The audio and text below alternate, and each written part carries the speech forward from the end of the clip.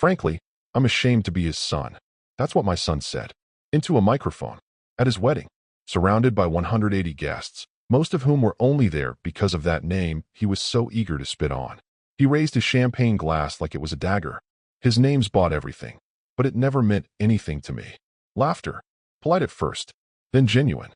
Even his bride, my new daughter-in-law, hid her smile behind a cocktail napkin. The DJ chuckled. His college buddies howled. And I sat there, center table, beneath the chandelier I paid to hang, with my last name printed in gold foil on every menu card. I didn't interrupt, didn't offer a rebuttal, didn't shout or cry or storm out like a wounded patriarch in some melodramatic movie. I simply set my silverware down, folded the linen napkin I never used, raised my glass, gave him one silent nod, and walked out before dessert. Home, sir? My driver asked as he opened the rear door of the car. No, I said, loosening my tie. To the firm. If you're still with me, just know that over 90% of people listening never subscribe, but it means the world to our small team. If you enjoy stories like this, it helps us more than you know. We arrived at the office just past 8:30 p.m. I swiped my access card, rode the elevator alone, and stepped into the top floor where the lights come on automatically when I enter. That place still smells like old wood and new money. On the wall, a painting of my grandfather, Charles Monroe, the man who built the first third of our fortune moving shipping steel across 3 continents. Below him, my father, then me. Each generation added more. More companies. More weight behind the name. The Monroe name doesn't open doors. It builds the hinges. I poured myself a glass of Lagavulin, sat behind the desk no one else dares to touch, and unlocked the drawer holding the estate charter. A thick, leather-bound binder with legal scripts no one reads until someone dies or screws up. Section 14.1. I'd memorized it decades ago, even before I modified it with the family's legal counsel in 1997. It was clear. Estate assets may only transfer to direct descendants bearing the surname Monroe. This clause is irrevocable and binding, absent legal readoption or judicial name restoration. Meaning, you renounce the name, you renounce the money. No exceptions. Not even for my own flesh and blood. Back then, people said it was archaic. I said it was insurance. Against exactly this. My son, Jeremy Monroe, or should I say soon-to-be Jeremy Collins, as I would later find out, stood at a microphone and declared the name meaningless. With champagne breath and a rented tux, he mocked the foundation every dollar in his life stood on.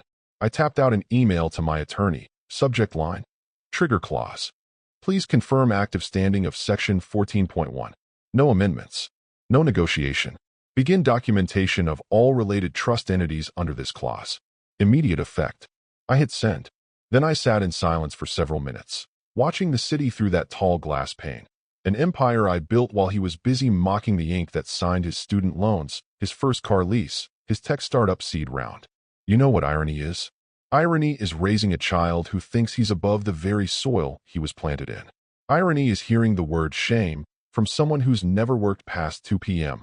Irony is building a fortune designed to lift your children higher, only for them to call it a burden. Let them laugh. Let the crowd laugh. Laughter doesn't transfer assets. Lawyers do, and mine were already preparing. The next morning, Jeremy's wedding speech was already making the rounds online, cropped, filtered, stitched into TikToks with captions like, "Savage groom destroys dad's skull," and he ate at his own wedding. I watched one of them over breakfast. Some influencer with pink hair paused after the clip and said, "That's how you cut generational trauma, folks." Generational trauma? The kid's first job was working for my foundation's PR arm, where we paid him to analyze trends on a MacBook he cracked by spilling oat milk on it. The closest thing he's ever faced to trauma was when Whole Foods stopped stocking that Peruvian sea moss smoothie he liked. I opened the firm vault at 6:17 a.m., exact time stamped in the access logs. Not that anyone would question me. The room hasn't changed since 1984. Climate controlled. 2 backup generators. Every document in triplicate, stored in hard copy, and on mirrored drives across 4 continents. I pulled the estate charter. It was heavier than I remembered. Bound in navy leather with my father's initials embossed. My own revisions, printed on archival parchment in 1997, still smelled faintly of ink and power. I flipped to section 14.1 and ran my fingers along the bolded clause. Estate assets may only transfer to direct descendants bearing the surname Monroe. Not biological. Not lineal. Not by blood. Name. That's what I protected. Not Jeremy's ego. Not his TikTok clout. The name. Everything tied to it. My company shares, the 9 rental properties, the Colorado Ranch, the beach house in Big Sur, the Roycroft collection, even the dormant stake in the venture fund, triggered off that clause. If your legal name isn't Monroe, you don't get a cent. You can marry in, you can be adopted, but if you drop the name, the charter slams shut like a vault door. I remember when my own brother tried to contest it in '06. Called it symbolic nonsense. Said legacy meant something more flexible. He walked away with nothing but his sob and a bar tab. Jeremy? Jeremy just live-streamed his renunciation.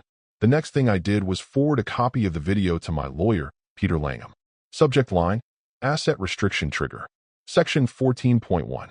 Body, Verbal and Social Renunciation Confirmed. Begin document prep. No revisions. Peter replied within 10 minutes. Understood.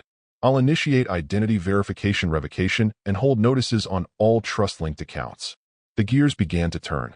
By 9 a.m., my private banker had been notified. All accounts with Jeremy Monroe listed as a beneficiary were frozen pending name confirmation. The algorithm scanned for ID mismatches, public statements, filings, and even passport renewals. One slip, and the firewall would activate. By 9:30, legal had drafted a memo to our trust's fiduciary board. Section 14.1 Enforcement in progress. Subject voluntarily renounced qualifying surname via public declaration on October 21st.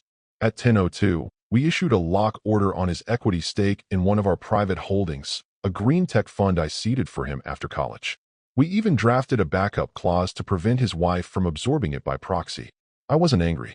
I wasn't even smug. I was surgical. Because here's the truth. People love to scream about breaking cycles, but they never talk about who paid to build the damn wheel. I built it. He mocked it. And now? Now he'd learned that some names don't carry weight because of the past. They carry weight because the present still holds the pen. Jeremy thinks legacy is a TED Talk. I think legacy is a clause. Signed, sealed, notarized, and I had just signed the next chapter.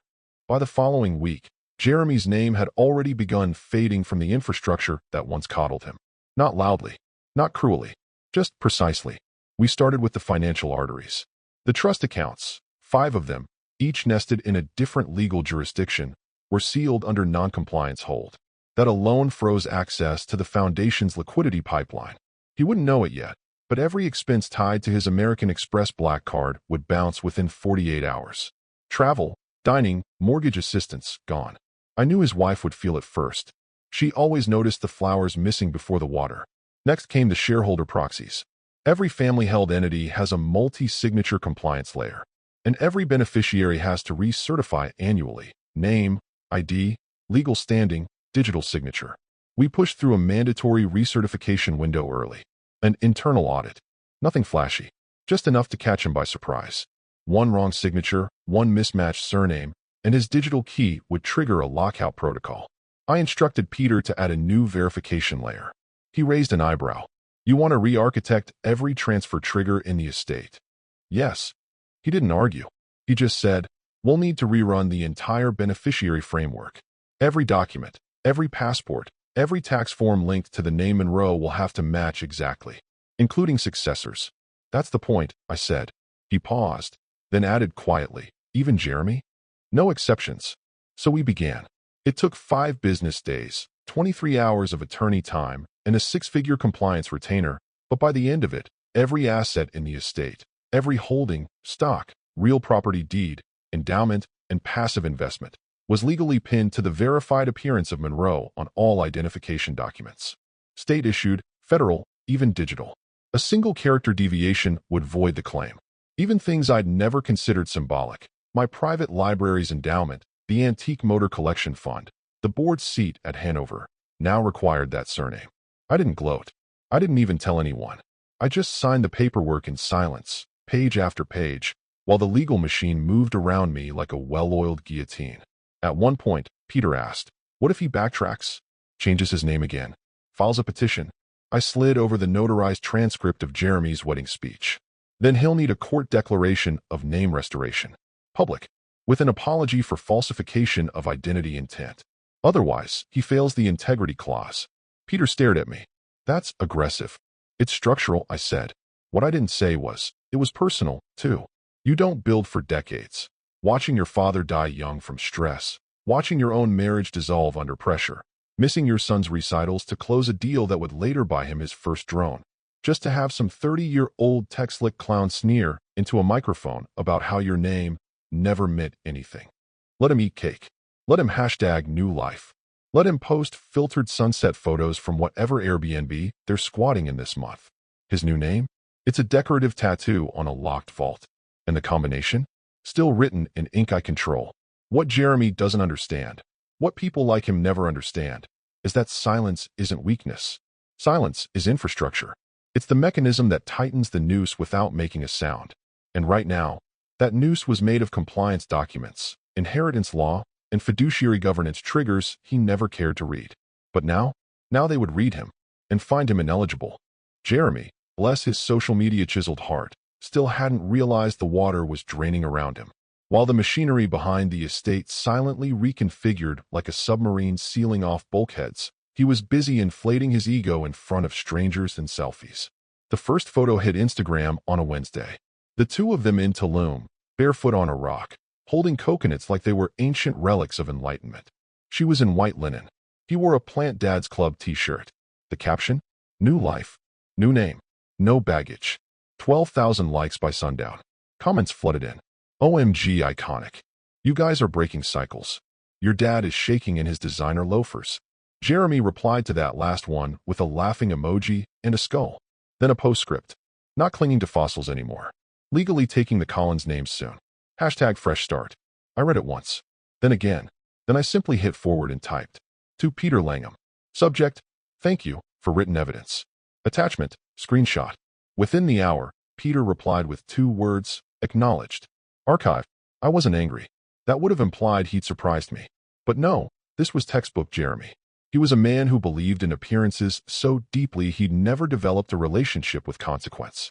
What he didn't know, what none of them did, was that announcing a name change on a verified public platform was, in our legal framework, treated as a declaration of intent to renounce beneficiary status, especially when coupled with mocking references to legacy. The phrase, not clinging to fossils, didn't just hurt. It activated an entire layer of contingency triggers in the trust. Somewhere, deep in the firm's storage, a compliance assistant read the caption and filed it under Section 14.1b. Successor shall not publicly defame, diminish, or otherwise undermine the credibility of the Monroe estate, name, or legacy. Doing so constitutes a symbolic renunciation of succession rights. Peter and I had drafted that clause together back in 2014, after a cousin published a memoir claiming our fortune was inherited colonial rot. She didn't get invited to Thanksgiving again, or anywhere else, for that matter. But Jeremy? Jeremy thought legacy was a costume he could unzip after the vows. And to make it worse, my ex-wife joined in. She commented beneath the post, "So proud of you both for charting your own path. The past doesn't define you." Dove. Ah yes, the past. The one I paid to preserve while she posted chakra mantras and divorced me halfway through my first bypass surgery. The same woman who cashed alimony checks bearing the name she now deemed outdated. Still, I said nothing. Why would I? They were building their own gallows, one post at a time. And every digital plank was time-stamped, archived, and, thanks to our firm's legal tech, cross-indexed with our estate's succession database. Even Jeremy's LinkedIn bio changed that week. Building a brand that's about the future, not the family tree. Beneath that was a fresh banner image of him and his wife launching a startup called Nestkind. Something to do with eco-conscious baby gear. Funded by seed capital from a family friend who hadn't yet realized Jeremy's trust-linked guarantee had just expired. Quietly, methodically, we began alerting our satellite partners. Nothing punitive, just soft notifications. Beneficiary status under review. Financial standing not guaranteed. Passive voice. No drama. By week's end, Jeremy had scheduled an appointment at the county clerk to begin the legal name change process. He shared the screenshot on Twitter. Can't wait to finally be us. Identity isn't inherited, it's chosen. Red heart hashtag Collins era. Every word was another nail. Every emoji, another hammer swing. And I watched it all like a man watching an amateur magician on stage, sawing a box in half, unaware his own feet are inside. He thought he was escaping something. He had no idea he was sealing himself out. They found the house on a whim. a sleek 5-bedroom mid-century green build tucked in the hills above Santa Barbara. Jeremy posted a video tour on his stories. Panoramic glass, reclaimed wood beams, infinity pool spilling into the horizon. Manifested, he wrote. He and his wife toured it barefoot, calling it our future creative sanctuary. They spoke in matching yoga-tone voices about sound baths and podcast studios.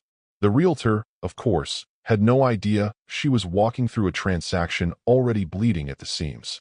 Jeremy tried to secure the offer through his co-signed pre-approval, Monroe Trust Underwriting, a shell LLC tied to one of our passive real estate entities.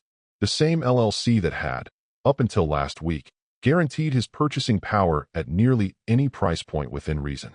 This time, though, something strange happened. The application didn't bounce. It hung. 36 hours of radio silence. Then a soft ping from the mortgage advisor. Hi, Jeremy. Just a quick heads up, your financial backing appears to be under internal review. The co-signature source triggered a fiduciary lockout clause. Do you have alternate assets you'd like us to reference? He forwarded it to me. No subject line. Just a question. What is this? I didn't reply. Instead, the family firm drafted the necessary response and sent it via certified mail, delivered to their Airbnb rental in Venice Beach. Jeremy opened it on camera, filming an unboxing like it was hate mail. He stopped smiling at line 3. Due to recent public renouncement of familial ties and legal surname, all estate-linked financial vehicles have been suspended pending further legal review.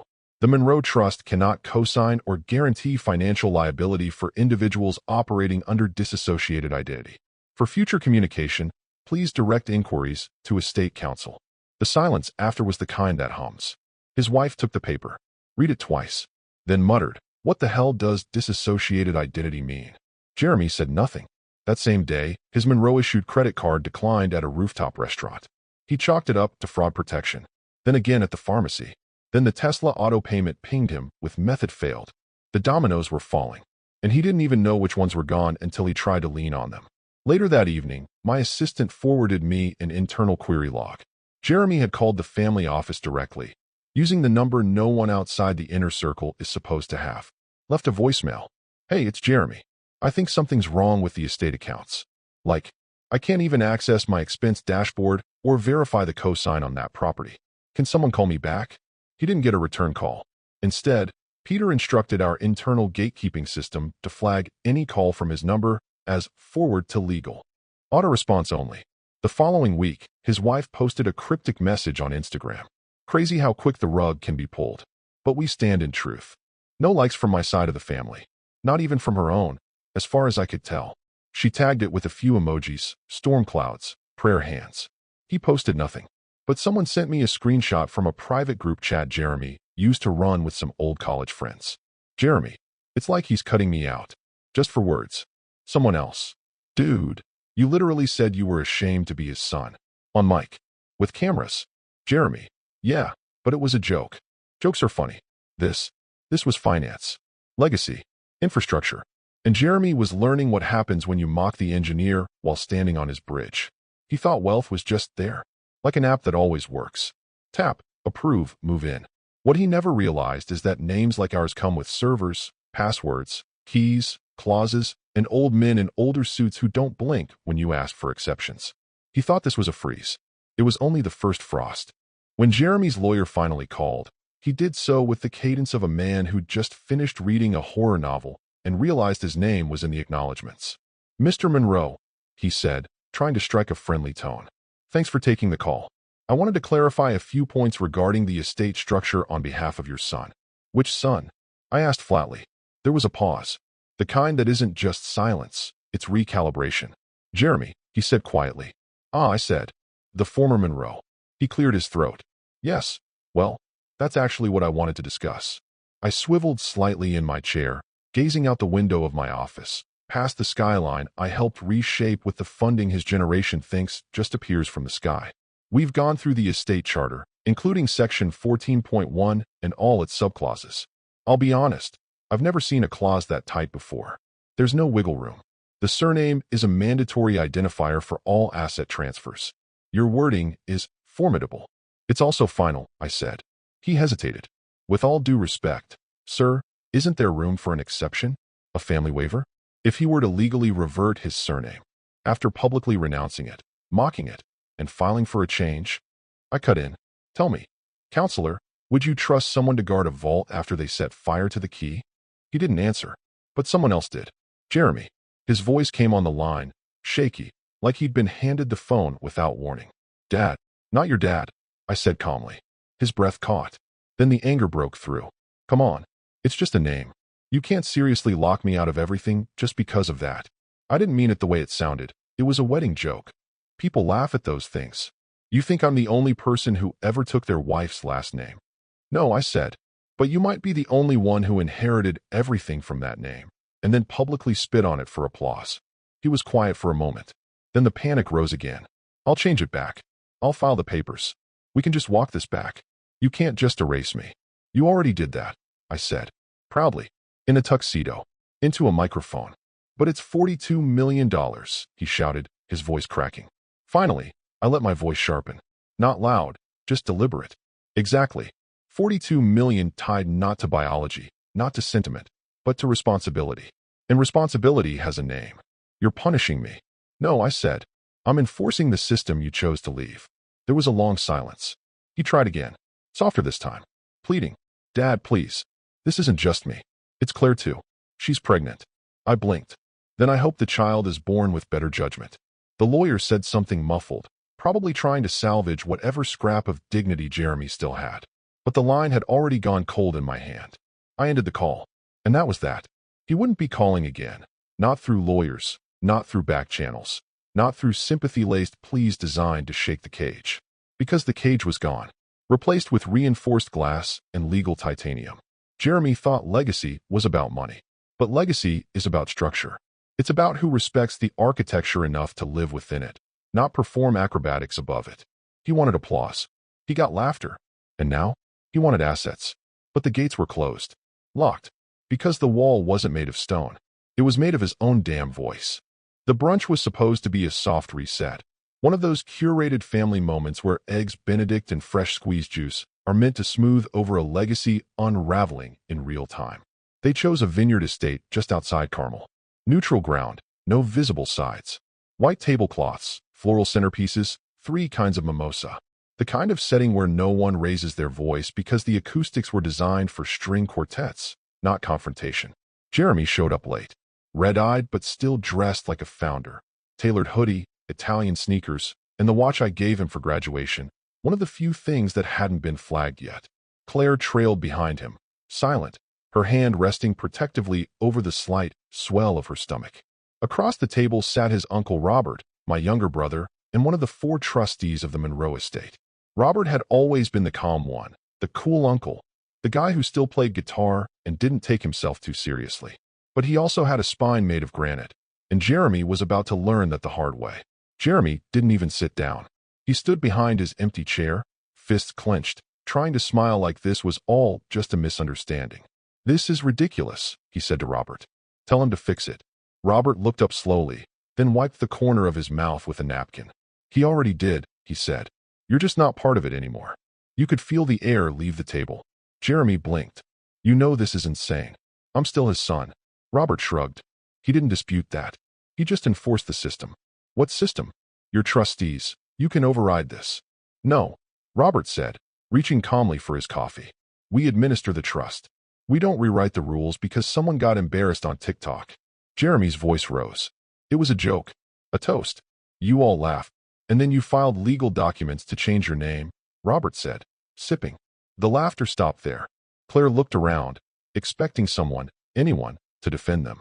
Her eyes landed on Aunt Lillian, our father's sister, a woman who wore pearls like armor and had memorized the trust charter before Jeremy was even born. Lillian leaned in, voice low but sharp enough to cut a tablecloth. He shamed his own father in front of the entire city. What did he think would happen? That we'd clap again? Jeremy turned to her. It's not the 1950s, Aunt Lil. The name doesn't mean what it used to. No, she said. It means more. Because fewer people earn it now. His face flushed. This is generational abuse. Someone snorted. Possibly one of the cousins. Robert finally set down his coffee, folded his hands, and looked Jeremy dead in the eye.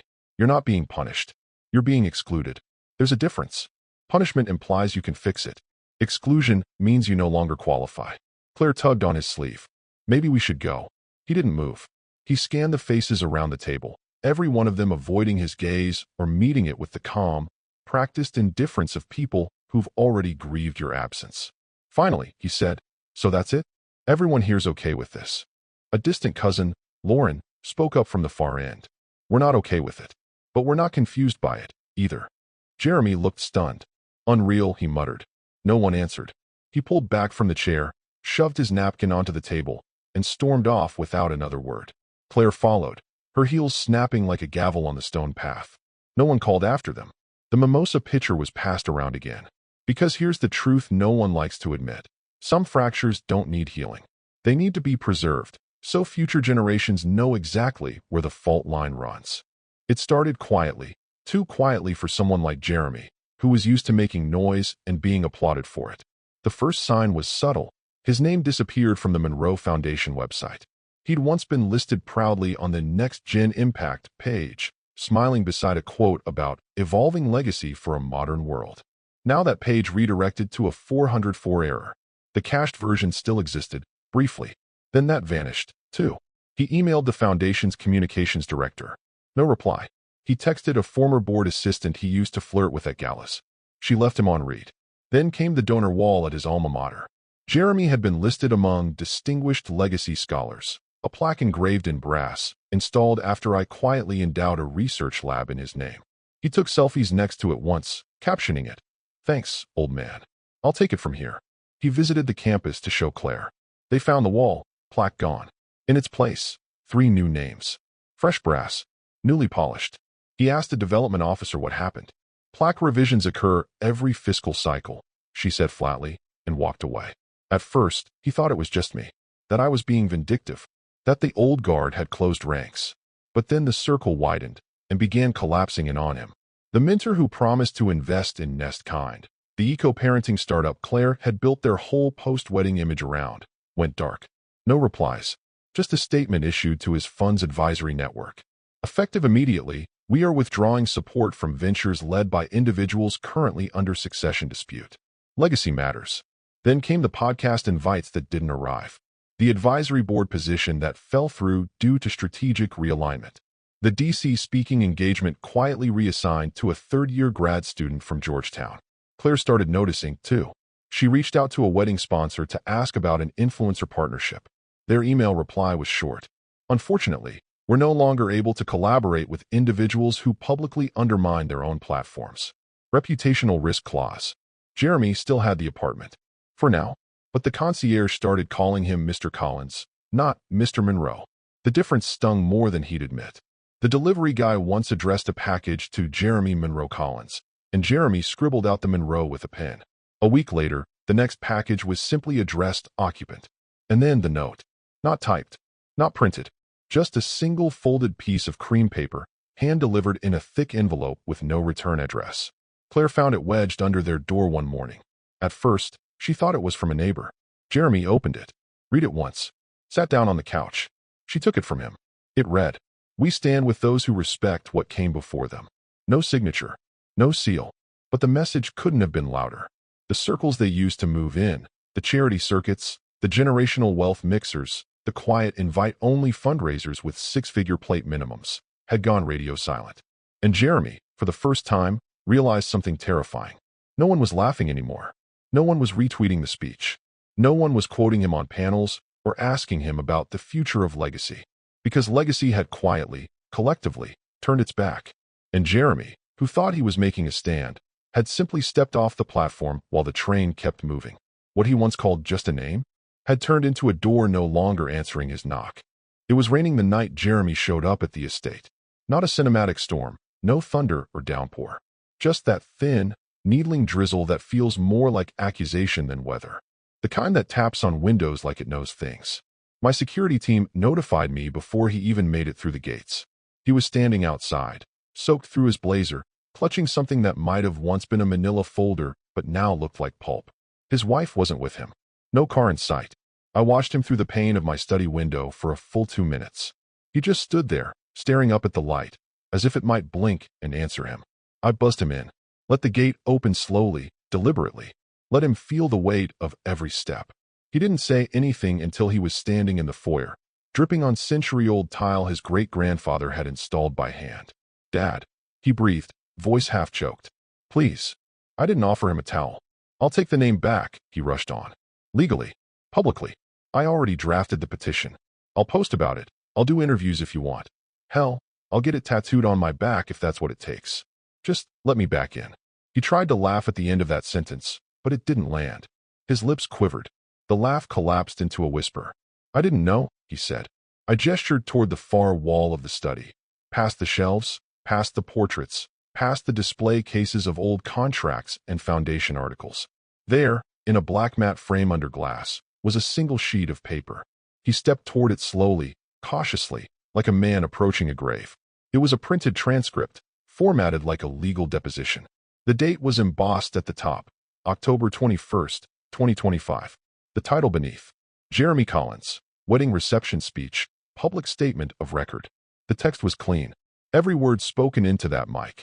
His mic, at that wedding. The crowd's laughter described in parentheses.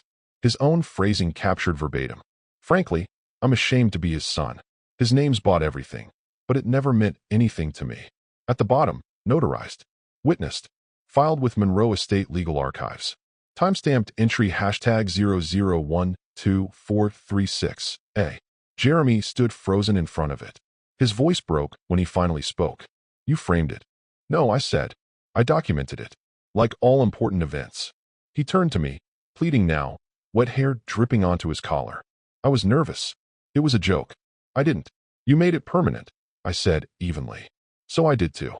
Silence. Dense and final. He blinked, jaw working, hands twitching like he couldn't decide whether to tear the frame off the wall or throw himself through it. "I was trying to be my own man," he whispered. "You were trying to be a spectacle," I corrected. "I didn't think you'd cut me out over one mistake." "You didn't think," I said. Period. He stepped forward again, as if proximity might rewrite the terms. "Please. I'll do anything." I looked at him for a long time. My son, now a stranger with my cheekbones and none of my discipline, standing in the house he once ran through barefoot, asking for a way back into a world he thought he'd outgrown. "There's no penalty," I said at last. "Just consequence. You made a decision. I honored it. Don't do this." "I didn't," I said quietly. "You did. I just kept the receipt. And then I did something cruel. I reached into the drawer of my desk and slid over a small envelope." He looked at it like it might burn him. Inside, his own name change filing. A copy of it, time-stamped, retrieved from the court's public records. He picked it up with shaking fingers. I nodded toward it. "That one didn't require my approval. Neither does this outcome." His hands dropped. His shoulders did, too. "I thought you wanted me to be free. I wanted you to be wise." He stood there another moment, then walked out. No slamming door. No raised voices. Just footsteps retreating into the rain. The Monroe Legacy Summit was held, as always, in the main rotunda of the Civic Trust Pavilion, a building my great-grandfather helped design, its dome lined with oak and history. This year's event was more subdued than usual. Not quieter, exactly. Just more reverent. The invitation list was smaller, tighter. Fewer influencers, more builders. People who knew how to read a ledger without asking where the Wi-Fi password was. I didn't speak at the podium. Didn't have to. The plaque did it for me. Unveiled on the north wing wall, beneath the family crest and between two framed charters dating back to 1892, it read, "In honor of Thomas Monroe, who protected not just wealth, but meaning." No quotes. No clever hashtags. Just black steel letters against white marble. Final. Immovable. There was a soft applause. Not wild. Not performative. Just firm enough to matter. Beside the plaque, a new scholarship fund was introduced. The Monroe Legacy Fellowship. Criteria: open only to students who retained their family surname through at least 3 generations and wrote an essay about what legacy meant in the era of erasure. It wasn't elitist. It wasn't exclusionary. It was about understanding that identity isn't a costume, it's a covenant. Across the room, I caught the eye of my niece's son, 17, already speaking at Model UN events and wearing the Monroe pin on his blazer like it was armor. He understood it. Behind him, a touchscreen wall displayed profiles of all active family beneficiaries and trustees. Photos, bios, stewardship metrics. Names sorted alphabetically. Jeremy wasn't there. Not even as a footnote. Not even asterisks. No one asked. No one whispered. The omission had become normalized. The same way we eventually stop referencing fallen branches after a storm. They simply become part of the mulch. I heard from a colleague later that week that Jeremy had watched the summit stream online. Alone. Claire had left him 2 weeks earlier, according to whispers that filtered through the cracks. The startup had stalled. The investment dried up. He'd applied to a few tech firms using his new name, Collins, but didn't realize that many hiring boards had donors connected to our foundation. No one blocked him. They just never replied. I don't know where he is now, and I don't need to. The final accounting had already been tallied. $42 million remained exactly where it belonged, inside a structure that respected its own blueprint. Untouched, unbowed. The lawyers had finalized the ledger. Jeremy Collins had no claim. The audit was complete. The wall sealed. And me? I felt no joy, no relief, just a kind of calibrated stillness. Not victory, not vengeance. Alignment. Because in the end, it was never about punishing a son. It was about honoring the men who built the bricks he walked on and ensuring that their names, our name, would never be something to laugh off in a tuxedo. People think the most dangerous thing you can do is be cruel. They're wrong. The most dangerous thing you can do is forget who gave you your footing. Jeremy forgot. The world didn't.